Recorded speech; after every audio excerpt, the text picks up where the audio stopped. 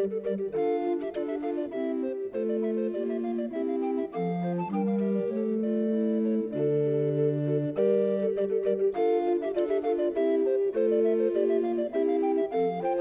I'm Peter Adamson, and you're listening to the History of Philosophy podcast, brought to you with the support of the Philosophy Department at King's College London and the LMU in Munich, online at historyofphilosophy.net.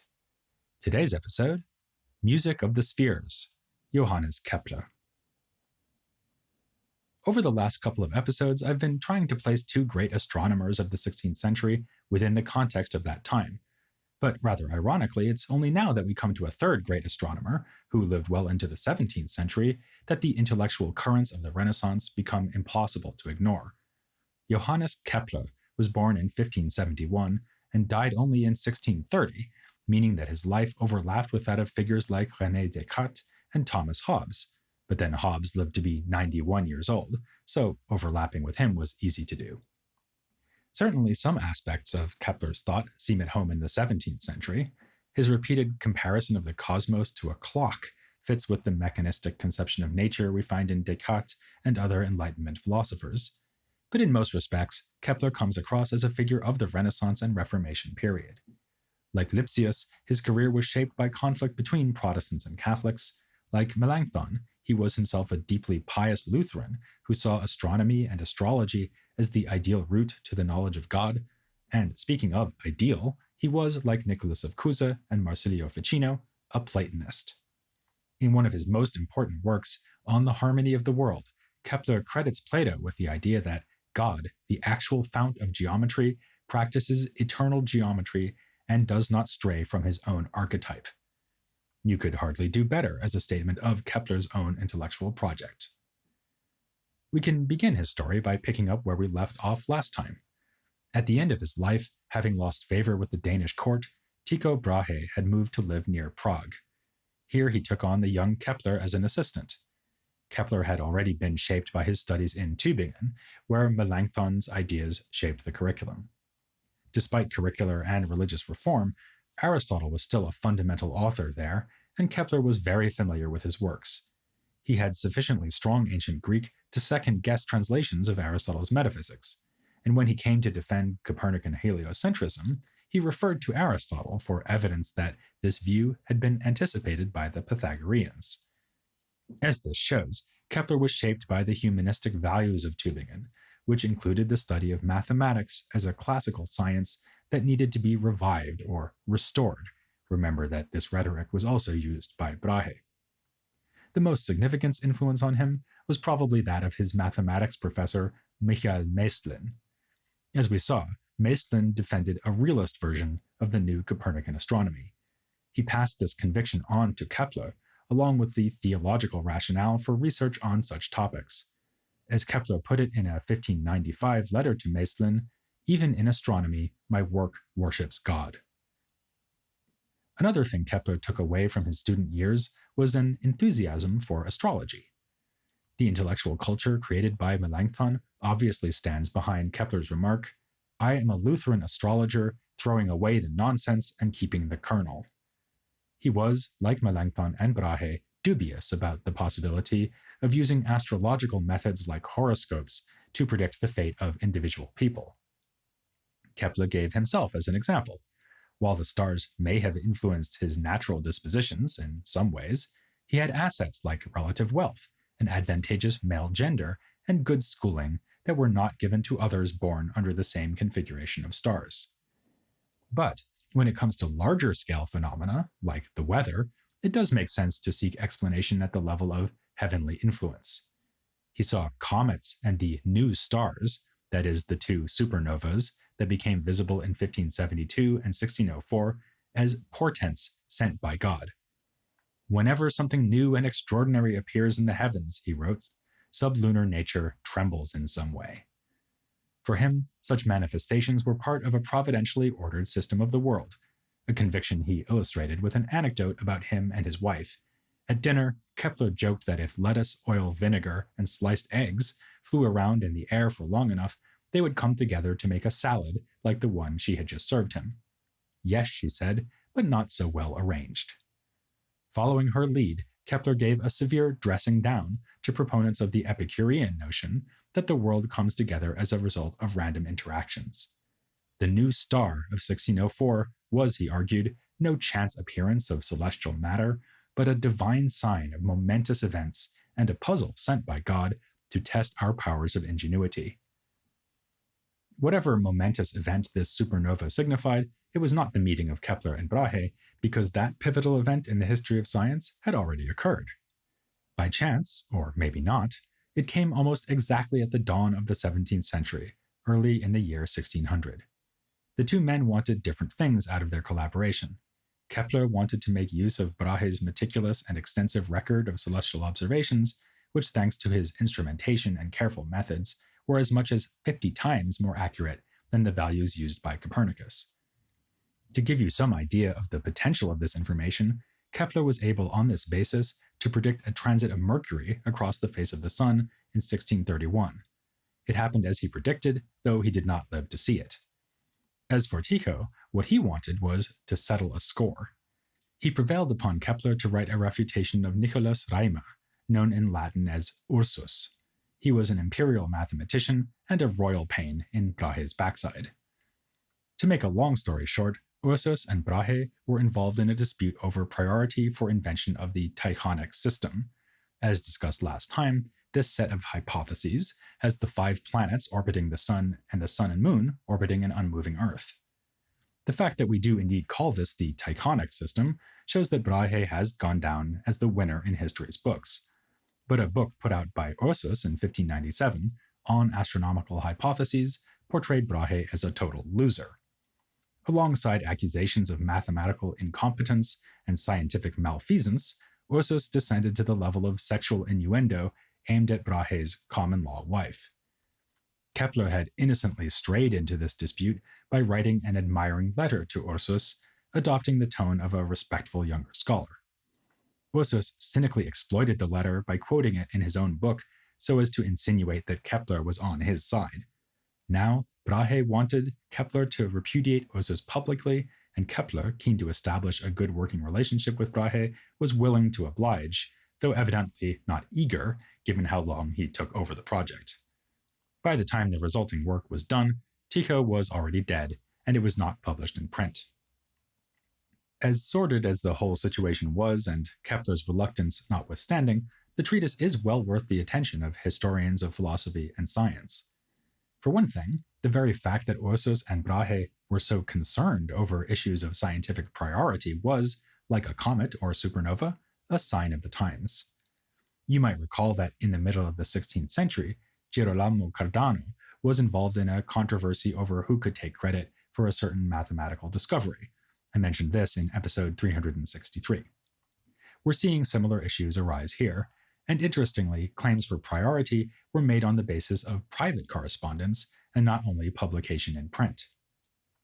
For another thing, the work that Kepler produced in response to Ursus turns out to be something of a philosophical tour de force. He took the opportunity to defend a realist approach to astronomy against the instrumentalism adopted by Osiander and proponents of the Wittenberg interpretation. Actually, it was really Ursus who raised the issue in his own treatise. There, he characterized astronomical hypotheses as convenient falsehoods or fabrications, to be used only for purposes of calculation. He portrayed the introduction of physical hypotheses, like the postulation of perfect transparent celestial spheres as seats for the visible planets, as a corruption of the most ancient science. In his telling, this unwise departure from purely mathematical astronomical constructions began around the time of Plato and Aristotle. Kepler was thus drawn into a dispute over the history of astronomy as well as its proper method. As he wrote to his professor, Maestlin, in the treatise against Ursus, the principal concern is with antiquity and with the explication of the opinions of the ancients. So the treatise is to be hardly mathematical, but rather philological. Fortunately, Kepler's humanist training prepared him very well for that task, and he was able to cast doubt on Ursus's reading of Aristotle, the Pythagoreans, and the ancient astronomer Eudoxus. He is especially caustic when it comes to Apollonius of Perga, who Ursus ridiculously claimed had already set forth the Tychonic system in antiquity, so that Brahe's supposed discovery had actually been anticipated about 2,000 years earlier. No, argues Kepler, Tycho Brahe really was the originator of his system. And this system is more than just a rearrangement of Copernicus's. For instance, Brahe realized what Copernicus did not, namely that there are no solid orbs in the heavens, since this was disproven by the appearance of those comets. Now, Kepler did not agree with the Tychonic system, being himself a convinced Copernican. But in this context, there was a more central point than the correctness of one system or another, namely that the scientific goal was a description of the real physical arrangement of the cosmos. In order to rebut Ursus's instrumentalism, Kepler offers a sophisticated discussion of the nature of scientific hypotheses. A hypothesis does begin as a mere assumption, but it is then confirmed as being true, really true, not just instrumentally useful, when its implications are found to match with our observations.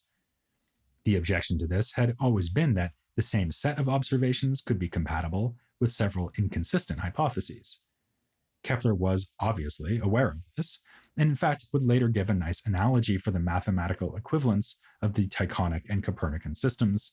It's like the fact that you can draw the same circle by moving a pen in a circle on a piece of paper, or by holding the pen still and moving the paper under it. However, we can still be realists about whatever is shared by all the assumptions that yield the correct results. In this case, even if we are not sure about which heavenly body is orbiting which other body, we can assert as a physical fact that a certain relative distance separates the two bodies at any given time.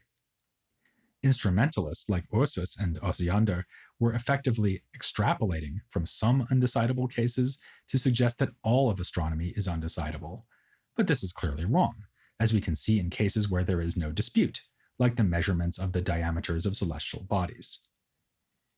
Kepler thought he could go further, though, and establish once and for all how the cosmos is arranged.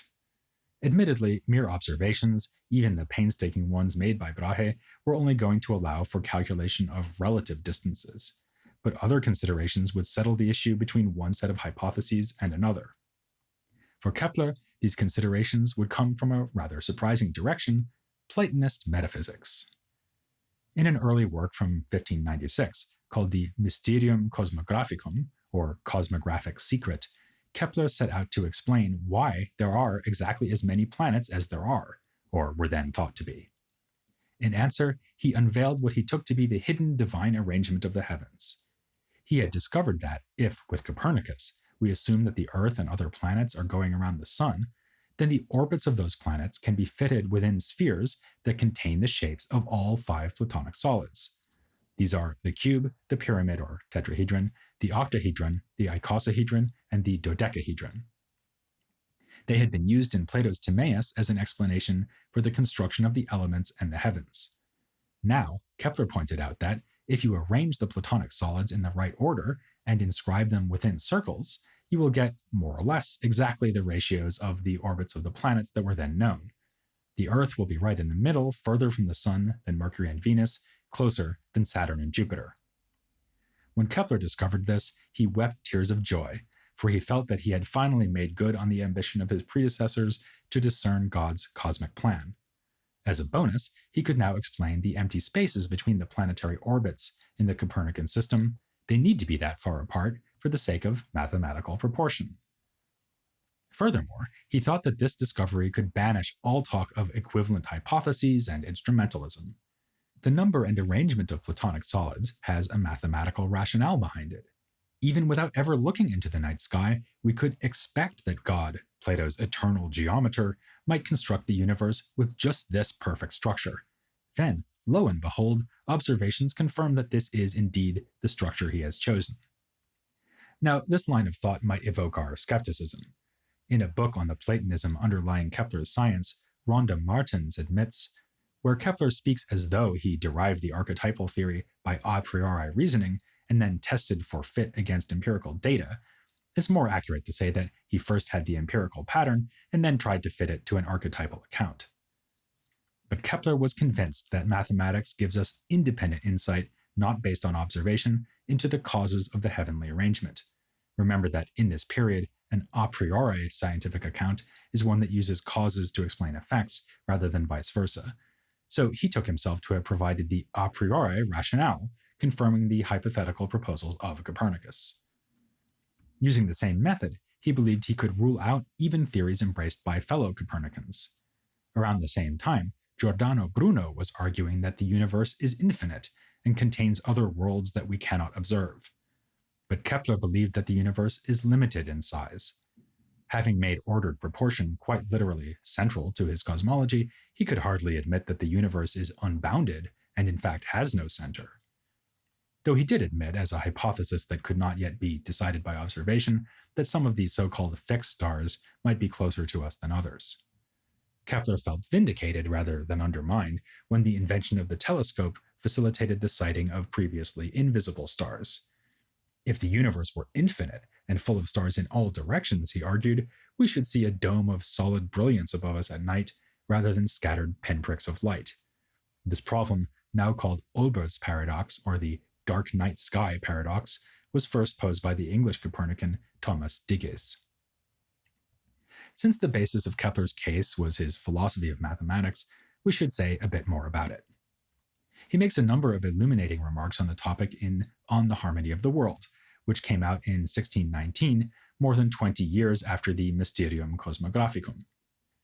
By this time, he had made his famous discovery that the orbits of the planets around the Sun will match Brahe's exacting measurements if they are moving elliptically, not in perfect circles. But he remained convinced that geometrical perfection is the key to understanding astronomy as a discipline that fuses mathematics with physics.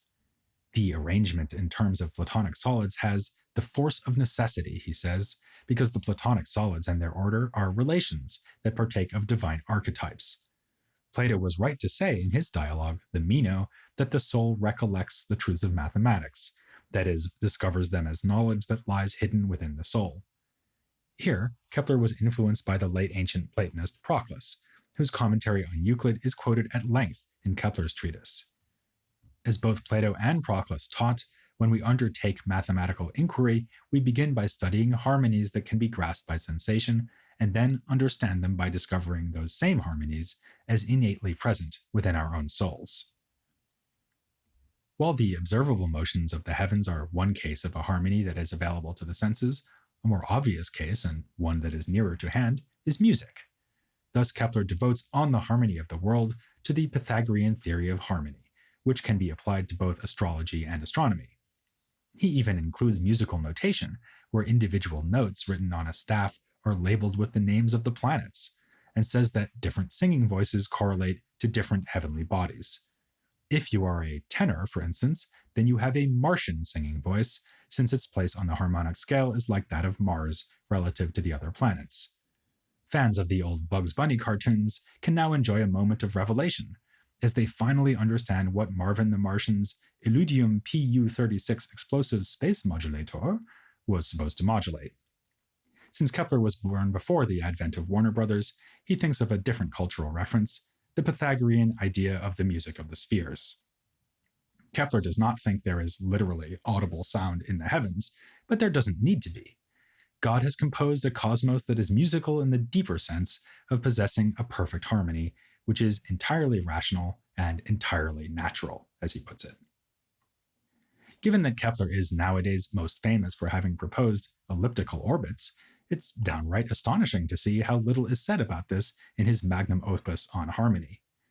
He does mention it briefly and talks at somewhat greater length about the physical theory that accounts for the form of the orbits. Kepler's own explosive space modulation was his proposal that each of the planets, including the Earth, moves along an elliptical path with the Sun at one of the two focal points of the path. That is his first law of planetary motion. His second law is that the planet will move proportionately faster as it comes closer to the Sun and slow down when further away. Mathematically speaking, this means that a line drawn from the Sun to the planet will sweep over equal areas at equal times. You get a fatter wedge of the area of the ellipse when the planet is near the Sun, so that this line is shorter, a slimmer but longer wedge when the planet is further away. Good news, since this proves that it is in principle possible to share out equal pieces of an elliptical birthday cake. Now an obvious question arises, apart from the question of why anyone would bake an elliptical birthday cake: what is causing the planets to accelerate upon approaching the Sun? The answer, of course, is gravity, and Kepler didn't know that, but he made a startlingly similar suggestion. He was aware of something we'll be discussing later on, namely William Gilbert's research into magnetism over in England. Kepler thought that this could be the explanation, or at least analogous to the explanation, for heavenly motion. This is the context for one of his mechanical descriptions of the celestial realm. My goal, he wrote in a letter of 1605, is to show that the heavenly machine is not a kind of divine living being, but similar to a clockwork, insofar as almost all the manifold motions are taken care of by one single absolutely simple magnetic bodily force, as in a clockwork, all motion is taken care of by a simple weight. Yet, he certainly did not leave behind earlier ideas about cosmic bodies as being akin to organisms as opposed to unliving machines. Like the ancient Platonists who so inspired him, he believed that there is a soul in the earth, which interacts with the heavens so as to produce phenomena like the tides and weather patterns. This accounts for something I mentioned earlier, namely the possibility of using astrology to predict the weather. By offering such arguments, Kepler suggests that the earthly realm of our everyday experience operates according to the same rules as the astronomical realm. That's something that was excluded in Aristotelian science, which, as I've mentioned in previous episodes, envisioned two interacting physical systems: our lower world of elements that move straight up and down, and the higher world of perfect circular motion. But between the appearance of comets and novas further away from us than the moon, the abolition of celestial orbs and elliptical orbits instead of circles, this division of nature into two realms was increasingly embattled. Kepler's idea that magnetism could explain celestial attraction was a further attempt to apply earthly physics to heavenly things. And this was no tacit implication or unconsidered assumption on Kepler's part. To the contrary, he explicitly said that there is a much closer relation between the heavens and earth than had been admitted by Aristotle. Indeed, according to the Copernican system, the earth is in the heavens just as much as any other planet is. In a related move, Kepler blurred the strict dividing line the Aristotelians drew to separate physics from pure mathematics. Where there is matter, he said, there is geometry, justifying his idea that one can use mathematical analysis to establish the nature of physical reality. This is not to say that he fused them into a single science, though. In fact, he can be found criticizing other authors, including Aristotle himself, for failing to observe the distinction between the methods of mathematical astronomy and natural philosophy. Rather, his idea was that the structures and proportions studied by the mathematician are then discovered by empirical investigation and in various physical contexts. Just as the attractive power of a magnet is stronger in proportion to its proximity to a chunk of metal, so the sun's attractive power is stronger when the planet it is affecting is closer, which is why the planet speeds up. This is not a coincidence, of course, but the result of one and the same archetype being used by God to create different phenomena as he providentially designs an orderly universe. Kepler's awareness of the difference between math and physics, and of the fact that the two can work together, is summed up early in his treatise on the harmony of the world, when he says, "I am now playing the role not of a geometer in philosophy, but of a philosopher in this part of geometry." One subplot in the story we've been following over the past episodes is the way that genuinely new observations changed the course of science. Without the fortuitous appearance of those comets and novas, astronomers might have been slower to challenge some aspects of Aristotelian cosmology. Instruments like the telescope also afforded a view of previously unseen things, like stars too distant to see with the naked eye, or the craters on the moon that Galileo was the first to see. The Renaissance differs from earlier periods, in part because people had to try to understand such novelties. Sometimes their reactions were lamentably counterproductive. Later on in this series, we'll be talking about the fact that misfortunes were sometimes blamed on witches, which is not irrelevant to Kepler, who had to rush to defend his own mother from such charges. On other occasions, though, exceptions played a productive role in science. This is the general phenomenon we'll be talking about next time, as a genuinely extraordinary guest joins me for a wide-ranging discussion of Renaissance science and the way it dealt with so-called wonders, like comets, and, for that matter, armadillos. So join me for a discussion with the wonderful Lorraine Daston, here on The History of Philosophy without any gaps.